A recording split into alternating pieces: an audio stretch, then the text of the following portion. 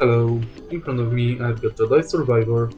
In this video I'll show you how to enable and disable frame generators. In the beginning, let's go to Options, and now go to Visuals.